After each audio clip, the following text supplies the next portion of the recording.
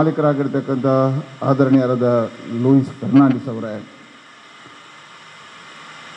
ಇದರ ಮಾಲೀಕತ್ವದಲ್ಲಿರ್ತಕ್ಕಂಥ ನಮ್ಮೆಲ್ಲ ಸಹೋದರರು ಆದರಣೀಯರಾಗಿರ್ತಕ್ಕಂಥ ವಿಶ್ವನಾಥ್ ಶೆಟ್ಟಿ ಅವರೇ, ಮಿತ್ರ ಉಮೇಶ್ ಶೆಟ್ಟಿ ಅವರೇ, ಮಂಗಳೂರು ಮಹಾನಗರ ಪಾಲಿಕೆಯ ಮಾಜಿ ಪೌರರಾಗಿರ್ತಕ್ಕಂಥ ಪ್ರೇಮಾನಂದ್ ಶೆಟ್ಟಿ ಅವರೇ, ಶಶಿಧರ್ ಹೆಗಡೆ ಅವರೇ, ಉಪಮಹಾಪೌರರಾಗಿರ್ತಕ್ಕಂಥ ಭಾನುಮತಿ ಅವರೇ, ಭಾರತೀಯ ಜನತಾ ಪಾರ್ಟಿಯ ನಾಯಕರಾಗಿರ್ತಕ್ಕಂಥ ಚಂದ್ರಶೇಖರ್ ಉಚ್ಚಿಲ್ ಅವರೇ, ನಿಕಟಪೂರ್ವ ಮಂಗಳೂರು ದಕ್ಷಿಣದ ಅಧ್ಯಕ್ಷ ಆಗಿರ್ತಕ್ಕಂಥ ವಿಜಯ್ ಅವರೇ, ಸೇರಿರ್ತಕ್ಕಂಥ ಎಲ್ಲ ಸಜ್ಜನ ಬಂಧುಗಳೇ, ವಿಶ್ವನಾಥ್ ಶೆಟ್ಟಿಯವರ ಎಲ್ಲ ಅಭಿಮಾನಿಗಳೇ, ನೂತನವಾಗಿರ್ತಕ್ಕಂಥ JK ರೆಸಿಡೆನ್ಸಿಯನ್ನು ಇವತ್ತು ಬಹಳ ಭಕ್ತಿಪೂರ್ವಕವಾಗಿ ಪೂಜ್ಯ ಶ್ರೀಗಳ ಹಸ್ತದಿಂದ ಉದ್ಘಾಟನೆ ಆಗಿದೆ. ನಾನು ನಂಬಿರ್ತಕ್ಕಂಥ ದೇವಿಯಲ್ಲಿ ಪ್ರಾರ್ಥನೆ ಮಾಡ್ತೇನೆ, ಈ ಅತಿಥಿ ಗೃಹ ತುಂಬಿ ತುಳುಕಲಿ, ನಿರಂತರ ಅತಿಥಿಗಳ ಗೃಹವಾಗಿ ಬೆಳಗಲಿ. ಇದರ ಮುಖಾಂತರ ಇನ್ನೆರಡು ದೊಡ್ಡದಾಗಿರ್ತಕ್ಕಂಥ ಉದ್ಯಮಗಳನ್ನು ಪ್ರಾರಂಭ ಮಾಡತಕ್ಕಂಥ ಶಕ್ತಿಯನ್ನು ವಿಶ್ವನಾಥ್ ಶೆಟ್ಟರಿಗೆ ಕೊಡಲಿ ಅಂತ ಶುಭವನ್ನು ಮತ್ತು ಹಾರೈಕೆಯನ್ನು ಮಾಡ್ತೇನೆ.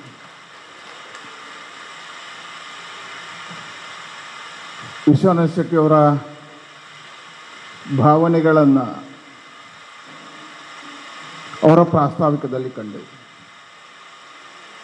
ಒಂದು ಅವರಲ್ಲಿರ್ತಕ್ಕಂಥ ಕುಟುಂಬ ಪ್ರೇಮ, ತಾನು ಮತ್ತು ತನ್ನವರೆಲ್ಲರೂ ಬದುಕಬೇಕು ಮತ್ತು ಬೆಳಿಬೇಕು ಅನ್ನತಕ್ಕಂಥ ಭಾವನೆ.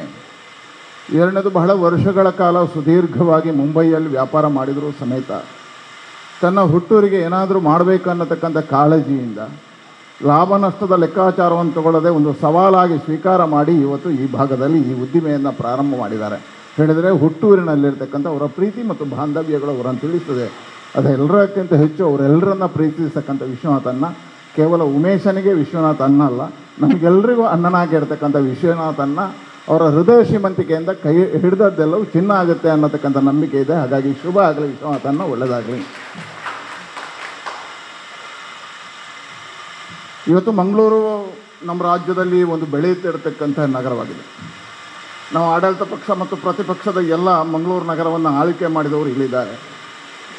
ಮಂಗಳೂರು ನಗರ ಯಾವಾಗದಿಂದ ಬೆಳೆಯಿತು ಮತ್ತು ಹೇಗೆ ಬೆಳೆಯಿತು ಅನ್ನತಕ್ಕಂಥ ಯೋಚನೆ ಮಾಡೋದು.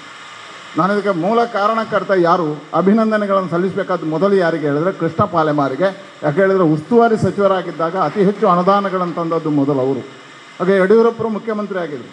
ಮೊದಲ ಬಾರಿಗೆ 300 ಕೋಟಿ ರೂಪಾಯಿಗಳ ಅನುದಾನಗಳನ್ನು ಒಂದು ರಾಜ್ಯದಿಂದ ಬರ್ತಕ್ಕಂಥ ಪ್ರಯತ್ನ ಮಾಡಿದವರು ಯಾರು ಹೇಳಿದ್ರು, ಅದು ಕೃಷ್ಣ ಪಾಲೆಮಾರ. ಹಾಗಾಗಿ ಮಂಗಳೂರು ಕಾಂಕ್ರೀಟೀಕರಣಕ್ಕೆ ಮೂಲ ಕಾರಣಗಳು ಅಲ್ಲಿಂದ ಪ್ರಾರಂಭ ಆಯಿತು.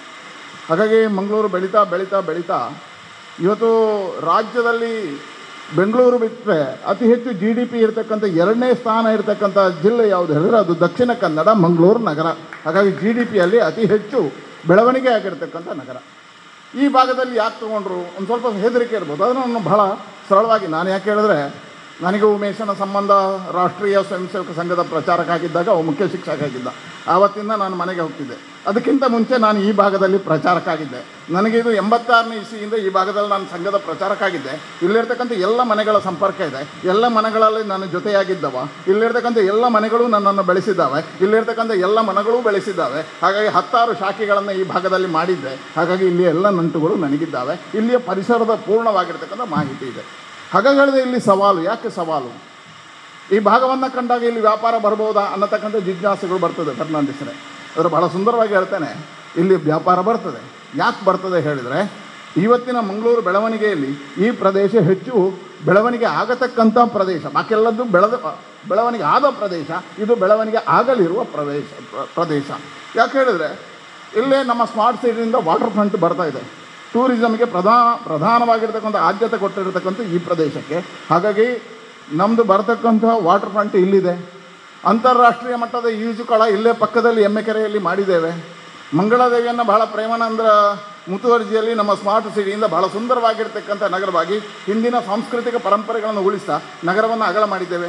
ಮಹಾಕಾಳಿ ಪಡುಪಿನಲ್ಲಿ ಒಂದು ದೊಡ್ಡದಾಗಿರ್ತಕ್ಕಂಥ ಸೇತುವೆ, ರೈಲ್ವೆ ಇಕ್ಕಟ್ಟಿನಲ್ಲಿರ್ತಕ್ಕಂಥ ಸೇತುವೆ ಇವತ್ತು ಅಗಲೀಕರಣ ಆಗಿದೆ, ಫೋರ್ವೇ ಆಗಿದೆ. ಅದಕ್ಕೆ ಪೂರಕವಾಗಿ ಇವತ್ತು ಪಾಲೆಮಾರವರ ಅದ್ಭುತವಾಗಿರ್ತಕ್ಕಂಥ ಒಂದು ಕೇಂದ್ರ ನಿರ್ಮಾಣ ಆಗ್ತಾ ಇದೆ. ಹಾಗಾಗಿ ಇದು ಟೂರಿಸಮ್ಗೆ ಅವಶ್ಯಕತೆ ಇರತಕ್ಕಂಥ ಪ್ರದೇಶ. ಹಾಗಾಗಿ ನಿಮಗೆ ಇಲ್ಲಿ ಗೆಸ್ಟ್ಗಳು ಬರ್ತಾರೆ, ವಿಶ್ವಾಸ ಇದೆ. ಅಂಥ ಒಳ್ಳೆಯ ಪ್ರದೇಶ, ಬೆಳವಣಿಗೆ, ಆರ್ಥಿಕವಾಗಿ ಬೆಳವಣಿಗೆ ಇರತಕ್ಕಂಥ ಪ್ರದೇಶ ಆಗಿದೆ. ಬೀಚ್ಗಳು ಇರತಕ್ಕಂಥ ಪ್ರದೇಶ. ಎರಡನೇದು, ಅತಿ ಹೆಚ್ಚು ವಿದ್ಯಾಸಂಸ್ಥೆಗಳಿರ್ತಕ್ಕಂಥ ಪ್ರದೇಶ ಈ ಭಾಗದಲ್ಲಿ.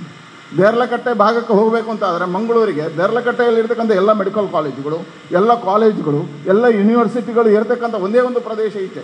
ಯೂನಿವರ್ಸಿಟಿಗಳು ಅತಿ ಹೆಚ್ಚು ಇರತಕ್ಕಂಥ ನಮ್ಮ ಜಿಲ್ಲೆಯಲ್ಲಿ 5 ಯೂನಿವರ್ಸಿಟಿ ಇದೆ. ಅದರಲ್ಲಿ 3 ಯೂನಿವರ್ಸಿಟಿ ಈ ಭಾಗದಲ್ಲಿದೆ, ಕೋನಾಜ ಪ್ರದೇಶದಲ್ಲಿದೆ. ಅಲ್ಲಿರ್ತಕ್ಕಂಥ ಹಾಸ್ಟೆಲ್ಗಳು, ಅಲ್ಲಿರ್ತಕ್ಕಂಥ ವಿದ್ಯಾರ್ಥಿಗಳು ಕೇರಳ ಭಾಗದಿಂದ, ಉತ್ತರ ಪ್ರದೇಶಗಳಿಂದ, ಬೇರೆ ಬೇರೆ ಕಡೆಯಿಂದ ಬರ್ತಕ್ಕಂಥ ವಿದ್ಯಾರ್ಥಿಗಳ ಪೋಷಕರಿಗೆ ಅಲ್ಲಿ ಸಾಕಾಗುವುದಿಲ್ಲ. ಅಲ್ಲಿಗೆ ಹತ್ತಿರ ಇರತಕ್ಕಂಥ ಪ್ರದೇಶ ಹೇಳಿದ್ರೆ ಈ ಜಪ್ಪು. ಹಾಗಾಗಿ ಈ ಪ್ರದೇಶದಲ್ಲಿ ಈ ರೀತಿಯ ಇದಕ್ಕೂ ಬಹಳ ಅವಕಾಶಗಳಿದ್ದಾವೆ. ಅತಿ ಹೆಚ್ಚು ಕಂಪನಿಗಳು ಇವತ್ತು ಇನ್ಫೋಸಿಸ್ ಇರತಕ್ಕಂಥದ್ದು ಈ ಭಾಗದಲ್ಲಿ.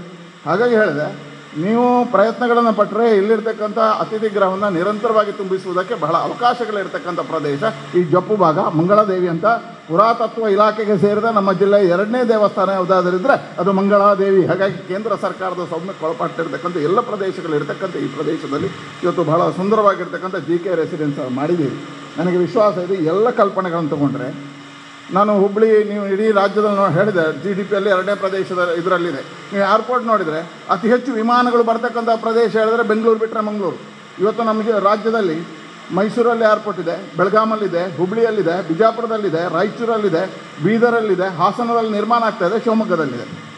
ಆದರೆ ಅತಿ ಹೆಚ್ಚು ಬಾಕೂರ್ದ ಮೈಸೂರು ನಿಂತಿದೆ, ಶಿವಮೊಗ್ಗದಲ್ಲಿ ಒಂದೇ ವಿಮಾನ ಇದೆ, ಹುಬ್ಬಳ್ಳಿಯಲ್ಲಿ 18 ಇತ್ತು, ಇವತ್ತು 3ಕ್ಕೆ ಇಳಿದಿದೆ, ಬೆಳಗಾಮಲ್ಲಿ 10-12 ವಿಮಾನ ಇದೆ. ಆದರೆ ದಿವಸಕ್ಕೆ 38 ಫ್ಲೈಟ್ಗಳು ಹಾರುವಂಥ ಕ್ಷೇತ್ರ ಇದ್ದರೆ ಅದು ಮಂಗಳೂರು. ಯಾಕೆಂದರೆ ಟೂರಿಸಮ್ಗೆ ಬಹಳಷ್ಟು ಅವಕಾಶಗಳು ಇರ್ತಕ್ಕಂಥ ಪ್ರದೇಶ ಅನ್ನುವ ಕಾರಣಕ್ಕೋಸ್ಕರ ಹೇಳಿದೆ. ಮತ್ತು ಇವತ್ತು ಪೋರ್ಟ್ ಇರ್ತಕ್ಕಂಥ ಕ್ಷೇತ್ರ ಇಲ್ಲೇ ಇದೆ. ಇನ್ನು ವಿಶ್ವ ದರ್ಜೆ ರೈಲ್ವೆ ನಿಲ್ದಾಣ ಇಲ್ಲೇ ಪಕ್ಕದಲ್ಲಿ ಬರ್ತಾ ಇದೆ. ಕನ್ನಡ ರೈಲ್ವೆ ಸ್ಟೇಷನ್ ದೊಡ್ಡದಾಗ್ತಾಯಿದೆ, ನಮ್ಮ ಮೇನ್ ರೈಲ್ವೆ ಸ್ಟೇಷನ್ ದೊಡ್ಡದಾಗ್ತಾಯಿದೆ. ಹೀಗೆ ಎಲ್ಲ ರೀತಿಯಲ್ಲಿದೆ. ನಾನು ರಾಜ್ಯದಲ್ಲಿ ನೋಡಿದ ಅತಿ ಹೆಚ್ಚು ಇಷ್ಟು ಇದ್ದರೂ ಕಮರ್ಷಿಯಲ್ ಸಿಟಿ ಇರ್ತಕ್ಕಂಥದ್ದು ಹುಬ್ಬಳ್ಳಿ. ಹುಬ್ಬಳ್ಳಿಯಲ್ಲಿರುವಷ್ಟು ಹೋಟೆಲ್ಗಳು ನಮ್ಮ ಮಂಗಳೂರಲ್ಲಿಲ್ಲ. ಹುಬ್ಬಳ್ಳಿಯಲ್ಲಿರ್ತಕ್ಕಂಥ ಹೋಟೆಲ್ಗಳ ಸಂಖ್ಯೆ ಜಾಸ್ತಿ ಇದೆ. ಆ ಕಾರಣಕ್ಕೆ ಮಂಗಳೂರಲ್ಲಿ ಇನ್ನೂ ಹೋಟೆಲ್ನ ಅವಶ್ಯಕತೆಗಳಿದೆ. ಅದನ್ನು ಪೂರೈಸುವಂಥ ಕೆಲಸವನ್ನು ಫೆರ್ನಾಂಡಿಸರು ಮತ್ತು ವಿಶ್ವನಾಥ್ ಶೆಟ್ಟರು ಮಾಡಿದ್ದಾರೆ. ಹಾಗಾಗಿ ವಿಶ್ವಾಸ ಇರಲಿ, ಖಂಡಿತವಾಗಿ ಇದು ತುಂಬಿ ತುಳುಕುವಂಥ ಪ್ರದೇಶ. ನೀವು ಅದಕ್ಕೆ ಬೇಕಾಗಿರ್ತಕ್ಕಂಥ ಪ್ರಯತ್ನಗಳನ್ನು ಮಾಡಿ ಭಗವಂತ ನಿಮಗೆ ಆಶೀರ್ವಾದವನ್ನು ಮಾಡಲಿ ಅಂತ ಹೇಳ್ತಾ ಈ ಕಾರ್ಯಕ್ಕೆ ಶುಭವನ್ನು ಹಾರೈಸ್ತೇನೆ.